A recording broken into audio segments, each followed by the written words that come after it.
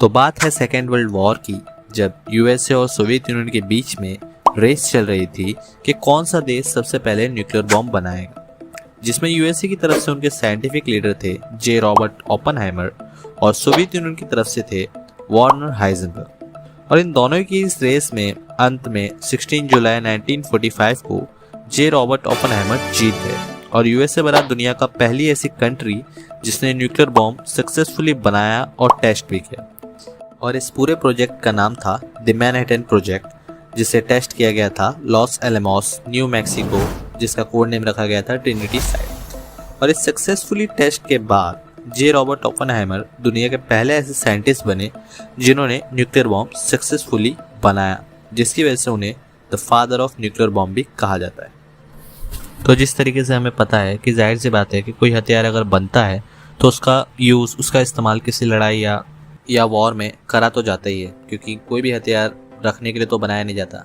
तो बिल्कुल उसी तरीके से यूएसए ने भी किया और यूज़ किया अपना न्यूक्लियर बॉम्ब जापान से उसकी लड़ाई में और गिरा दिया जापान पे न्यूक्लियर बॉम्ब। यूएसए ने जो पहला न्यूक्लियर बॉम्ब गिराया था वो गिराया था 6 अगस्त 1945 8:15 पे जापान के हिरोशिमा पे, जिसका नाम था लिटिल बॉय, जिसके फटने से करीबन 15 किलोटन ऑफ टीएनटी के इतना धमाका हुआ था, जिसकी वजह से 1.6 किलोमीटर की एरिया में लगभग सब कुछ डिस्ट्रॉय, तबाह हो गया था। सिर्फ कुछ 50 बिल्डिंगों को छोड़, जो कि अर्थक्वेक रेसिस्टेंट थी, उनकी भी सिर्फ दीवारें ही खड़ी थी, बाकी सब कुछ तबाह हो गया था, जिसमें करीब 66,000 लोग जगह पर तुरंत ही मारे गए थे।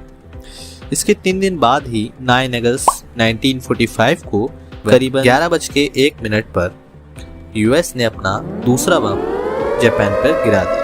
अभी तक जापान हिरोशिमा के बम धमाके से उबरा नहीं था और यूएसए ने अपना दूसरा बम जापान के नागासाकी पर गिरा दिया, जिसका नाम था फैट मैन, जिसके फटने से 21 किलोटन ऑफ टीएनटी का इतना धमाका हुआ, जिससे 1 किलोमीटर में जितने भी इंसान और जानवर थे वो तुरंत ही जगह पर ही मर गए और 60,000 लोग बुरी तरीके से इंजर्ड हो गए थे और 2.5 किलोमीटर की एरिया में सारे घर डिस्ट्रॉय हो गए थे। और according to US Japan radiation effect research foundation, दोनों बॉम्ब फटने के फर्स्ट 4 महीनों में करीबन 90,000 से 1,66,000 लोग रेडिएशन फॉल आउट और रेडिएशन पॉइजनिंग जैसे कारणों से मारे गए। इतनी तबाही होने के बाद भी हम इंसानों ने न्यूक्लियर बॉम्ब बनाने नहीं छोड़े और उसके बाद भी कंटिन्यूसली न्यूक्लियर बॉम्ब बनाए गए और टेस्ट भी करे गए, जैसे कि RDS-1 tested by Soviet Union 29 August 1949, power 22 kiloton of TNT। Hurricane tested by UK 30 October 1952, power 25 kiloton of TNT। IV Mike tested by USA 1 November 1952, power 10,400 kiloton of TNT। Castle Bravo tested by USA 1 March 1954, power 15,000 kiloton of TNT। B-41 tested by USA 27 May 1956, power 25,000 kiloton of TNT. Tazer bomba tested by Soviet Union 31 October 1961, power 50,000 kiloton of TNT.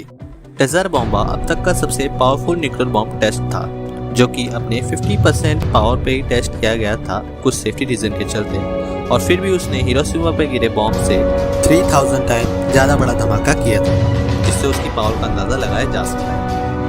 और कुल मिला के 1945 से 2022 तक 2056 nuclear bomb test करे जा चुके हैं, जिनमें से 1013 टेस्ट अकेले यूएसए ने ही किए हैं और 715 टेस्ट रशिया ने, 210 France, 45 UK, 45 China, 6 north Korea, 3 India और 2 पाकिस्तान के द्वारा किए गए हैं।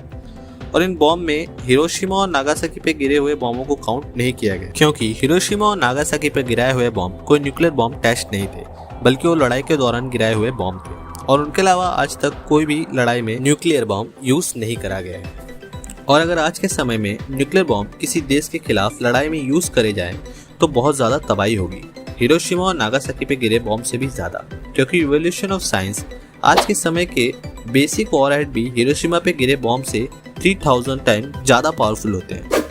एक बार अल्बर्ट आइंस्टाइन ने कहा था कि मुझे नहीं पता कि वर्ल्ड वॉर 3 कब होगा, पर अगर वर्ल्ड वॉर 3 हुआ तो वर्ल्ड वॉर 4 पत्थर और डंडों से लड़ा जाएगा।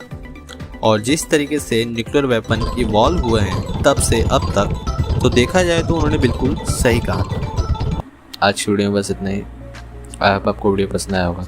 अगर आपको वीडियो पसंद आया हो तो वीडियो को लाइक कर देना, और अगर इस चैनल पर नए हो तो डोंट फॉरगेट टू सब्सक्राइब। मिलता हूं आपसे अगली वीडियो में, तब तक के लिए don't stop your curiosity. Bye bye.